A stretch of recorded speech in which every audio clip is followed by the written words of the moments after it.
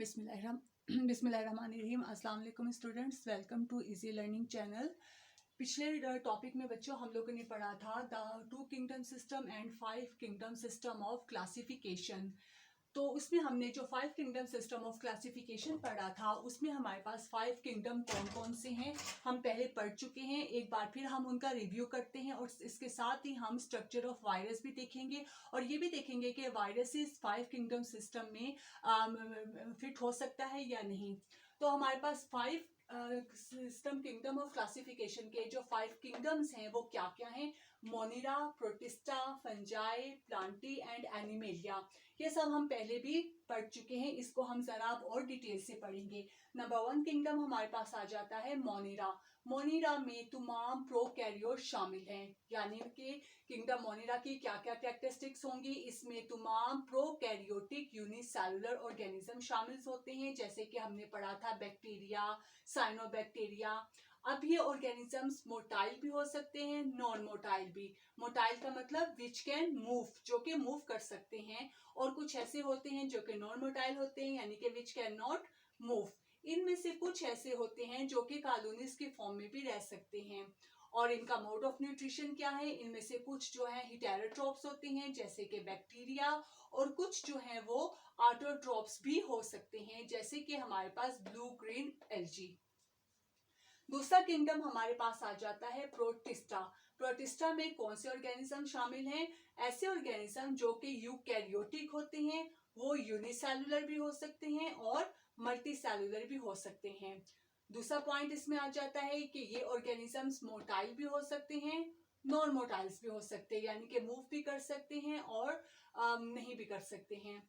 इनका mode of nutrition क्या है? इनमें से कुछ ऑटोट्रॉप्स होते हैं, जैसे कि हमारे पास यूग्लिना, कुछ हेटेरोट्रॉप्स होते हैं जैसे कि अमीबा वगैरह। थर्ड किंगडम हमारे पास आ जाता है फंजाई। फंजाई हमारे पास यूकैरियोटिक मल्टीसेलुलर ऑर्गेनिजम्स होते हैं, और इनकी जो सेल वॉल है वो पौधों से किस तरह मुख्तलिफ है कि इनकी cell wall is composed of chitin, के इनकी सेल वॉल जो है वो काइटिन से बनी होती है। और तीसरा डिफरेंस इनमें प्लान क्या आ जाता है कि इनका जो मोड ऑफ न्यूट्रिशन है वो एब्जॉर्प्शन होता है, यानी कि ये अपनी फूड को एब्जॉर्ब करते हैं। और जो फंजाई होती हैं वो नॉन मोटाइल होती है, यानी कि मूव नहीं कर सकती। फोर्थ किंगडम हमारे पास आ जाता है प्लांटी। प्लांटी यानी कि प्लांट्स। प्लांट्स हमारे पास मल्टी सेलुलर यूकैरियोट्स होते हैं। इनकी जो सेल वॉल है वो सेलुलोज से बनी होती है। प्लांट जो है फोटोसिंथेटिक होते हैं, यानी कि इनके अनविच can make their own food, ये अपनी फूड खुद बनाते हैं, ऑटोट्रॉप्स होते हैं। और प्लांट्स कैसे होते हैं आप सबको पता है, नॉन मोटाइल होते हैं। इसमें हमारे पास हर तरह के प्लांट्स आ जाएंगे, ट्रीज भी, फ्लावरिंग प्लांट्स भी और फंड्स वगैरह भी। लास्ट हमारे पास आ जाता है एनिमेलिया। एनिमेलिया में तमाम एनिमल शामिल होंगे। एनिमल्स क्या होते हैं? मल्टी सेलुलर यूकैरियोटिक ऑर्गेनिजम्स होते हैं। एनिमल्स हेटेरोट्रॉप्स होते हैं, यानी कि which can not make their own food, वो अपनी फूड खुद नहीं बना सकते। तो इनका मोड ऑफ न्यूट्रिशन इंजेक्शन होता है, यानी कि ये अपनी फूड को इंजेस्ट करते हैं। इनके कोई सेल वॉल मौजूद नहीं होती है, लाइक प्लांट्स। इनकी सेल वॉल क्या कहते हैं, इनके सेल्स के अंदर सेल वॉल मौजूद नहीं होती है। इनका जो सेल का आउटरमोस्ट स्ट्रक्चर होता है वो सेल मेम्ब्रेन होता है। और एनिमल्स हमें पता है कि वो मोटाइल्स होते हैं। इसमें तमाम आ जाते हैं, बर्ड्स भी आ जाएंगे, बड़े एनिमल्स भी आ जाएंगे, वॉर्म्स वगैरह, इंसेक्ट वॉर्म्स, हर तरह के एनिमल्स किंगडम एनिमेलिया में आते हैं। ये हमारे पास था फाइव किंगडम सिस्टम के क्लासिफिकेशन के फाइव किंगडम्स। अभी हम थोड़ा सा वायरस का स्ट्रक्चर देखते हैं और देखते हैं कि उसकी इस सिस्टम में क्या प्लेसमेंट हो सकती है। जी तो बच्चों हम देखते हैं स्ट्रक्चर ऑफ वायरसेस। वायरसेस क्या होते हैं? वायरसेस हमारे पास ऐसे सिंपल ऑर्गेनिजम्स होते हैं जिनका कोई भी सेलुलर स्ट्रक्चर नहीं होता। ये सिंपली कंसिस्ट करते हैं प्रोटीन एंड न्यूक्लिक एसिड, ये सिर्फ प्रोटीन और न्यूक्लिक एसिड से मिलकर बने होते हैं और मुख्तलिफ शेप्स के होते हैं। वायरसेस का स्ट्रक्चर समझने के लिए हम एग्जांपल लेते हैं बैक्टीरियोफेज की। फेज वायरस को कहते हैं। बैक्टीरियोफेज क्या होते हैं? ऐसे वायरस जो कि बैक्टीरियम के ऊपर अटैक करते हैं, उन्हें हम बैक्टीरियोफेज कहते हैं। अब इस बैक्टीरियोफेज वायरस की जो बॉडी है उसे हम टू में डिवाइड करते हैं, हेड और टेल। इसको हम टू पार्ट्स में डिवाइड करते हैं, हेड और टेल। अब इसका जो हेड है वो हेक्सागोनल शेप का होता है और प्रोटीन कोट से मिलके बना होता है, जिसे हम कैप्सिड कहते हैं। इस प्रोटीन कोट के अंदर डीएनए मौजूद होता है। ये हेड के नीचे मौजूद होती है नेक, और नेक के नीचे मौजूद होती है इसकी टेल। इसकी जो टेल है वो भी प्रोटीन कोट से कवर होती है। टेल के नीचे मौजूद होती है बेस प्लेट।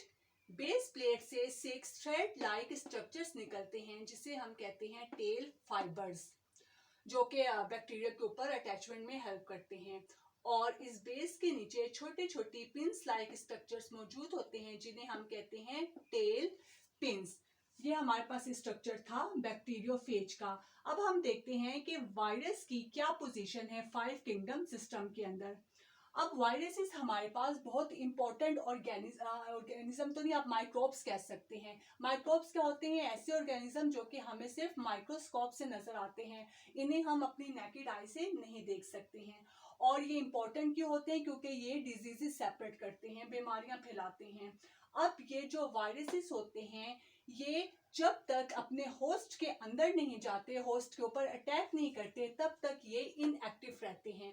और जब ये जैसे ही किसी होस्ट के ऊपर अटैक करते हैं, ये एकदम से एक्टिव हो जाते हैं। यानी इनके अंदर जो है लिविंग और नॉन लिविंग दोनों तरह की कैरेक्टरिस्टिक्स पाई जाती हैं। यानी जब तक ये अपने होस्ट से बाहर होंगे, ये नॉन लिविंग ऑर्गेनिजम्स की तरह, नॉन लिविंग थिंग्स की तरह होंगे।